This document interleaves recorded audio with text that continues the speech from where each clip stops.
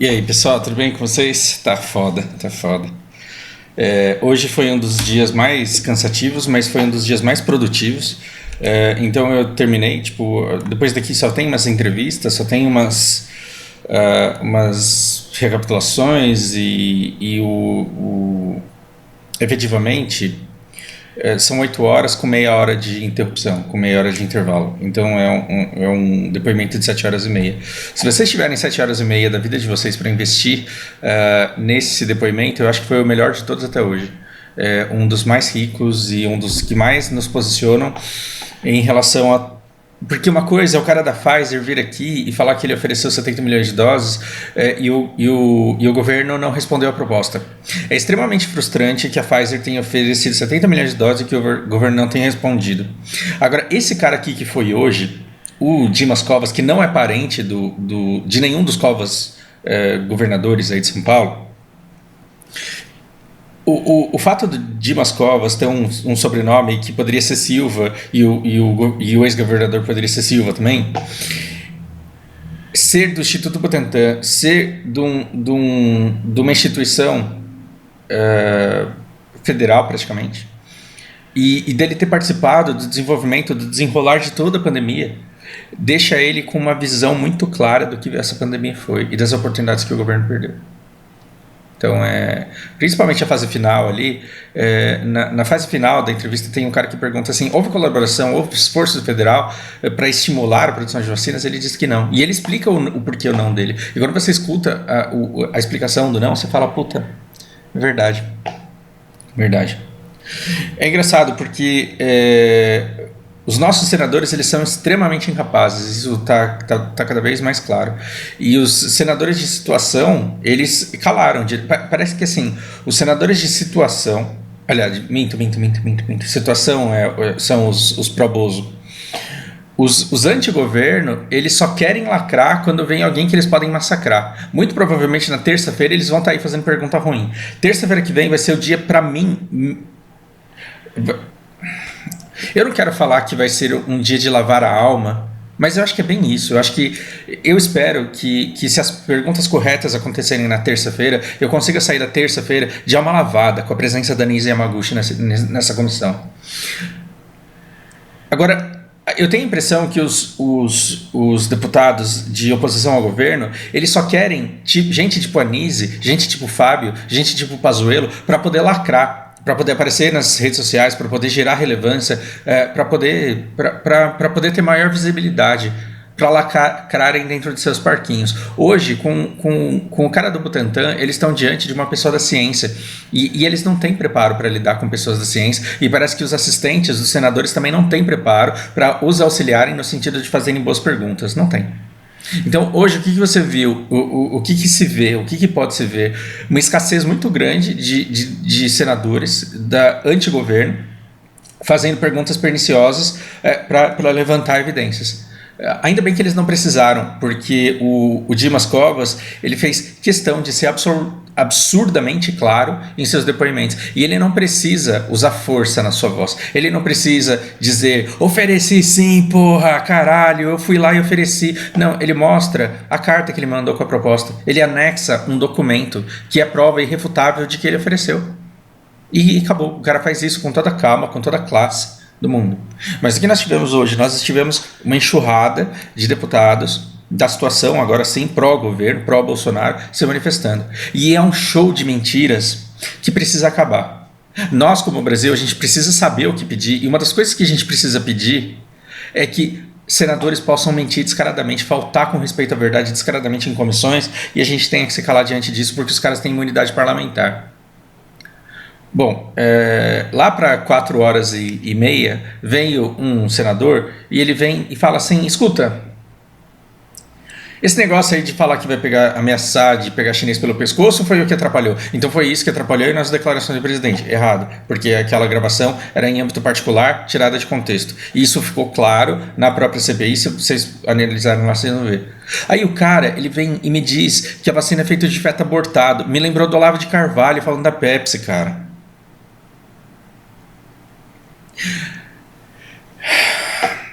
E aí o Dimas Covas, ele explica em que situação células embrionárias são usadas, que é na testagem do controle de qualidade. É uma fase curtíssima desse teste. Aí depois o cara vai lá e joga o Sarney. Ele fala assim, o Sarney, ele tomou a vacina e não gerou anticorpo. E aí o cara fala assim, mas isso é uma questão de eficiência, não de eficácia. Se você perguntar pro senador a diferença de eficiência e eficácia, ele não vai saber falar.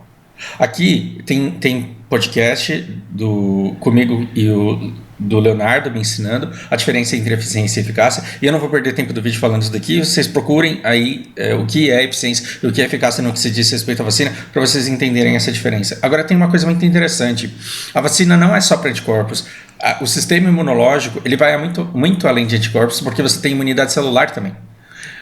E uma infecção ela pode gerar a produção rápida de anticorpos enquanto a sua imunidade celular está te tancando. Então, o fato do Sarney não ter anticorpos quando ele fez o exame não significa que essa vacina não presta.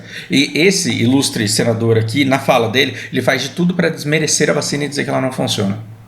No momento em que eles falaram que a vacina ela tinha somente 58% de eficácia, vocês têm que ver que essa vacina ela foi testada na linha de frente do combate ao Covid.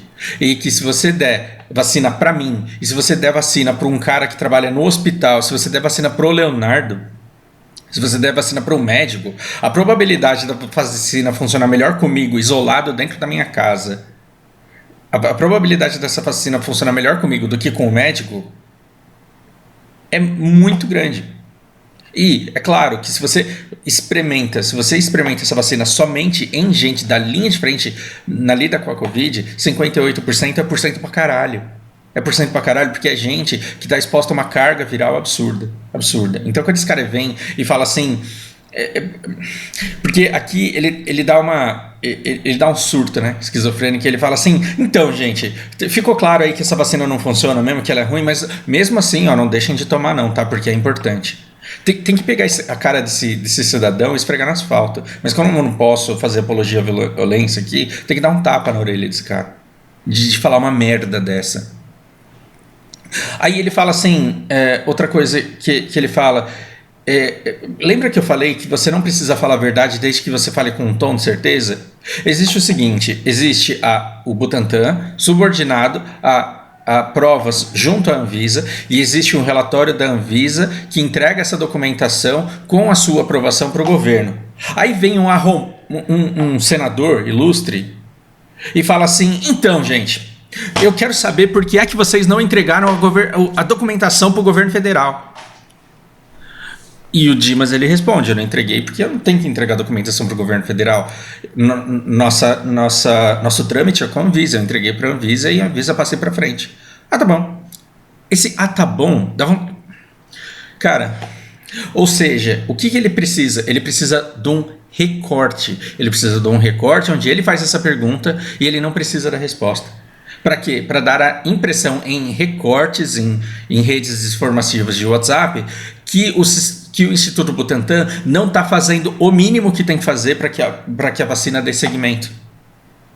Isso vai ser usado para justificar esses atrasos, o que não faz o menor sentido. Aí foi o cara lá e falou assim, não é só o Sarney, né? A gente teve o caso do Estênio Garcia aí também, que ficou doente também com essa vacina aí que vocês testaram. Tem que ver se melhora esse negócio aí. Aí você vai buscar informação do Estênio Garcia, você vê que ele tomou a dose num dia, tomou a segunda dose no 30º dia e pegou Covid no 60º dia. Numa época em que a vacina ela ainda não tinha dado imunidade para ele, porque ele se expôs ao risco, apesar de vacinado. Então, um cara que toma a segunda dose hoje, ele sabe que o corpo dele gerará a imunidade depois de cerca de 2 meses. E o cara ele vai lá, o que aconteceu no Chile, o que aconteceu em vários lugares em que as pessoas tomaram a vacina e saíram para fazer festa, ficaram doentes. O Stênio foi um desses, ele tomou a segunda vacina e saiu para balada, ficou doente. E o cara ele usa uma figura que é de conhecimento popular, por quê? Porque esses velhos tudo assistiram o Rei do Gado, esses velhos tudo assistiram o Carga Pesada, e eles vêm falar que o Estênio Garcia é uma prova de que a vacina não funciona. Isso está errado. Isso está errado.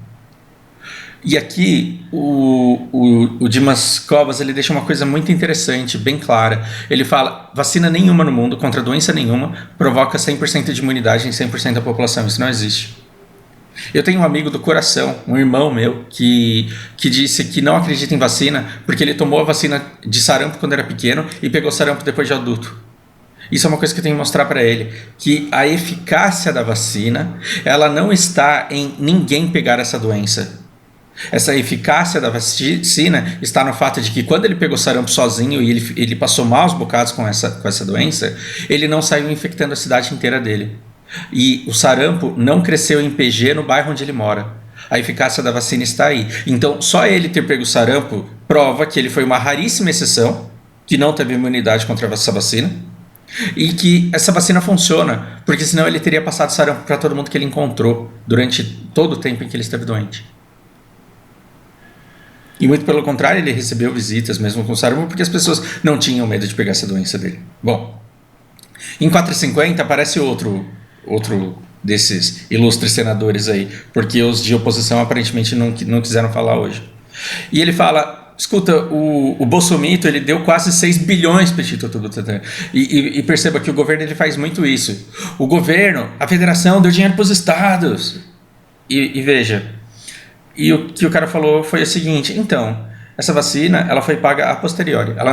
Ou seja, a pessoa do meu bairro que quis a festa e foi pedir coxinha com a Dona Maria, ela não falou, Dona Maria, faz aí, toma aqui o dinheiro para você comprar o peito de frango, para você comprar o trigo, para você poder fazer a coxinha e me entregar no dia da festa. Ela não fez isso, ela fez a encomenda. E o pagamento, ele foi mediante a entrega das vacinas. E o governo, ele já fez uma compra que supera 8 bilhões com 3 bilhões liquidados. Ou seja, no meio desses 6 bilhões que o Instituto Butantan recebeu, você tem mais de 3 bilhões referentes a vacinas que já foram entregues, que as pessoas já tomaram. O pagamento ele foi feito depois. Agora, o que você tem é sim um 1,9 bi de financiamento federal. Embora o Instituto Butantan ele seja um instituto estadual, a grande parte do financiamento dele é federal, sim, por causa da estrutura como o nosso país é montado. O nosso dinheiro vai todo para Brasília e depois ele volta em condições de repasses. E o dinheiro que o Instituto Butantan recebe, ele recebe de repasses federais. Só que você tem que ver que esses 1,9 bi, que parece dinheiro pra caramba quando você fala assim do nada, ele custeia todo o trabalho de pesquisa, todas as bolsas de todos os pesquisadores, de todos os cientistas, toda a produção, de toda a pesquisa em novas vacinas, toda a distribuição de vacinas antigas, todo o trabalho do Instituto Butantan, ele é feito com esse dinheiro dividido ao longo do ano. Então você tem aí o que? Menos de cerca de 150, 160, 170 milhões de repasses mensais para esse Instituto Butantan. Só que você não pode chegar Imagina o seguinte, imagina que a Dona Maria, que faz coxinha, ela é diarista na casa onde vai ter a festa. E todo mês ela recebe lá um salário de diarista, de faxineira da casa. Ela tá lá, dando o trampo dela, batendo a faxina, e aí você encomenda coxinha. É justo que você encomende coxinha com a Dona Maria para sua festa, e na hora de pagar a coxinha, fala assim, ué, Dona Maria, mas eu já te paguei salário esse mês. Você já levou o dobro do dinheiro de coxinha em salário porque você limpa a minha casa. Então, a Dona Maria não pode virar para você e falar, ué, o que o cu tem a ver com as calças? Ela não pode falar isso para você? Ela não pode falar assim, você é doente mental? Você está querendo pagar a coxinha que você comprou de mim com o meu salário? É isso que você está querendo fazer? A Dona Maria não pode falar isso para você? Pode, né? Aí vem um ilustre senador e fala assim, vocês ficam reclamando de falta de verba, mas o governo repassou 6 bilhões. Ele fala assim, no financiamento que vem todo ano, desde sempre, que só mingua, que só diminui, mas no financiamento, no pagamento que seria o salário da Dona Maria, e o resto foi pagamento de coxinha já entregue, já foi comida. E em 5 e 4, né, a gente está falando de 5 horas e 4 minutos, tem uma fala muito interessante que equivale a dizer as coxinhas não deixaram de ser vendidas porque a Dona Maria não tem dinheiro. Ele fala, o problema do Instituto Butantan não é falta de dinheiro, é falta de comprador. Ou seja, as coxinhas elas não foram vendidas, as coxinhas deixaram de ser vendidas, não porque a Dona Maria não tinha dinheiro, mas porque não havia quem comprasse. Então, Em julho, a Dona Maria falou assim: eu posso fazer coxinha se vocês quiserem. Em janeiro, o governo foi lá e falou: faz coxinha para mim. Em junho do ano seguinte, a gente tem vacinas sendo distribuídas. E a gente está se perguntando por que elas não começaram a ser distribuídas em janeiro, quando o Instituto Butantan tinha condições de entregar. Porque em julho do ano passado, em agosto do ano passado, ninguém comprou. Ou seja, o Instituto Butantan ele não deixou de fazer vacina por falta de dinheiro. Ele deixou de produzir vacina porque o governo não comprou. Ele não demonstrou intenção de compra. Quando houve intenção de compra, o Butantan saiu para comprar o frango. Ou seja, a Dona Maria ofereceu a coxinha em julho e agosto, ninguém se manifestou para comprar. Em janeiro ligaram para a Dona Maria e falaram: agora eu quero um monte de coxinha, faz aí para mim. Dona Coxinha foi na quitanda comprar o frango e o cara da avícola falou assim: então, a Índia está querendo peito de frango, Estados Unidos está querendo peito de frango, Europa inteira está querendo peito de frango. E eu descobri, Dona Maria, você vai da festa lá na casa do seu Bozo, né? Eu descobri que o seu Bozo andou falando aí que eu como cachorro, que eu como morcego, que eu faço os outros virar jacaré, que eu não tenho higiene pessoal. Então, entre vender o meu peito de frango para a senhora fazer coxinha para os outros países e fazer coxinha para o Brasil, então não vai dar. Eu tô com a minha venda toda comprometida. Muito triste, né? Sim, muito triste. Aí é engraçado, porque em 7 horas vai um cara e fala, esse é o mais nojento de todos, é um cara que paga de intelectual, paga de sarcástico, mas na verdade só fala bosta. Ele vai lá e fala assim, sim, primeiro ele fala que o Butantan ele já faturou em cima do governo mais de 8 bi, já recebeu mais de 3 bi, como se o Instituto estivesse roubando, como se a Dona Maria ela estivesse cometendo um crime de cobrar pelas coxinhas que ela vendeu. E aí ele termina com uma fala engraçada. Ele fala assim: vocês têm que ver que a gente já tem coxinha pra caralho comprada hoje. Ó, a gente já pediu mais de 6 milhões de vacinas, de reais em vacinas. E o que isso tem a ver? Porque ter pedido hoje é uma coisa. Ter as vacinas compradas hoje é uma coisa. Só que elas poderiam ter sido encomendadas em julho do ano passado. É sobre isso que a gente está falando. Aí ele tem um ataque epilético, né? Aí esse mesmo deputado ele tem um ataque epilético e ele começa a jogar um monte de dados aleatórios. Ele tem que falar: olha, a letalidade de Serrana, aí, onde vocês aplicaram a vacina em massa, aí, é maior do que em Chapecó. Em Chapecó, lá, os caras praticamente não morrem de Covid, porque também não pegam, porque também estão a quilômetros de distância um do outro. E aí ele nem insiste, né? Porque se ele jogasse isso pro Dimas Covas, o Dimas Covas ele teria como dizer o porquê da letalidade e que a façanha da vacina não está na letalidade, mas está no interrompimento da transmissão. Mas, ok. Aí depois ele vai lá e dá uma lição de moral no cara ainda. Para quê? Para reverberar nas redes sociais dele, no conteúdo de WhatsApp que ele vai gerar. Ele começa a dar uma lição de moral no cara. Ele fala: vocês têm que ver aí, que vocês têm que trabalhar, porque já tem 16 laboratórios no mundo fazendo vacina. E vocês estão aí. E vocês estão aí o quê? Com a vacina pronta, vendendo, sendo aplicada no braço das pessoas? E vocês estão aí exigindo garantia de compra, porque os caras vão fazer e eles vão ter para vender e vão ter para entregar. E vocês estão aí. Cara, você ter para vender e ter para entregar daqui a 5 anos uma vacina que você está desenvolvendo hoje é uma coisa. Laboratório com vacina pronta para entregar hoje, que a gente está precisando tomar agora, é outra coisa. E aí esse deputado esquizofrênico ele vai lá e fala assim: mas nós estamos aí em duas frentes, porque a gente está aplicando a vacina, mas estamos fazendo tratamento precoce também, e é ele que está salvando vida, porque em Chapecó é o que salva lá, é por isso que morre tão pouco. Em São Paulo, que não faz o tratamento que eu aplico, morre muito mais, por questões que a gente já explicou aí 2 vídeos atrás. E aí ele fala assim: tem que ficar claro que o Brasil não está sofrendo boicote, porque o diplomata da China já falou que ele não está sofrendo retaliação, que o Brasil não está sofrendo retaliação. Aí eu digo: você acha que o diplomata da China vai dizer que ele não está vendendo para a gente em retaliação às coisas que o Bolsonaro falou? É claro que não. Lembra do nosso exemplo do vídeo anterior, que você tem 100 mil toneladas para vender? E a China queria tudo, só que ela ficava te colocando apelido de olho arrombado. E aí porque o Japão e que países que eu usei, Malásia e Filipina, queriam comprar, você preferiu vender para eles, porque no fim das contas dinheiro é dinheiro e não importa para quem você vende. E é muito legal ver alguém que fala de você pelas costas, não ter sua necessidade atendida, desde que você tenha a sua intenção de venda suprida. Pois é. Diplomata nenhum, do mesmo jeito que você não ligaria pro chinês e falaria: se fode aí, seu trouxa, não te vendo mesmo, seu arrombado, você não falaria para isso porque você não sabe quem é que vai comprar a sua safra do ano que vem. A China também, ela não tem que dizer pra gente que ela não tá vendendo pro Brasil em retaliação às falas da família Bolsonaro. Não tem que fazer isso. Basta que ela diga que ela tem outros contratos de vendas de pessoas que chegaram com mais interesse antes na fila dela.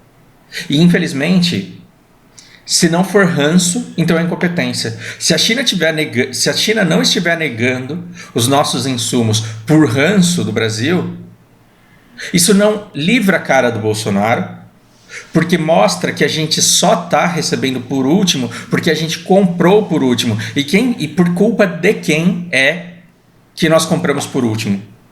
Porque o interesse de compra do governo só foi manifestado em janeiro deste ano. E é por isso que a gente só começa a receber as vacinas agora. E cada vez mais até o final do ano.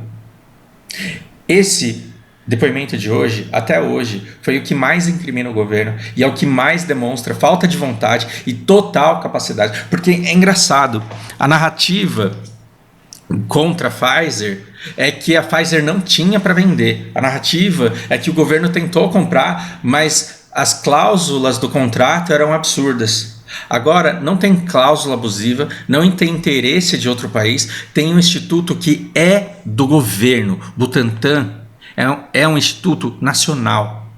Não tem essa de, foi difícil, não, é porque eles são anti-brasileiros. Não existe ideologia. Houve mera falta de vontade. Houve a recusa do polo de fabricação, um valor que dava para pagar com o dinheiro do tratorão, e houve atraso na intenção de compra. Imagina se o Butantan ele começa a vender vacina para o mundo inteiro e não vende para o Brasil, a merda que ia dar. É claro que eles não fariam isso porque eles são um Instituto Nacional. Se o Instituto Butantan fosse uma empresa privada, ele venderia para 1,3 bilhões de pessoas na Índia antes de começar a vender para brasileiro. Pensem nisso. Pensem nisso, que a gente está tendo vacina agora do Instituto Butantan, mas se o Instituto Butantan fosse uma empresa privada, a gente poderia não ter, porque ele poderia já ter firmado contratos, a Dona Maria poderia ter vendido coxinha para a cidade inteira e deixar a nossa festa por último. Pensem a respeito. Me aguardem na terça-feira, cara. Eu vou fazer um vídeo de 8 horas. Eu vou fazer um react permanente de todo o depoimento dessa mulher. Por hora é isso, um grande abraço.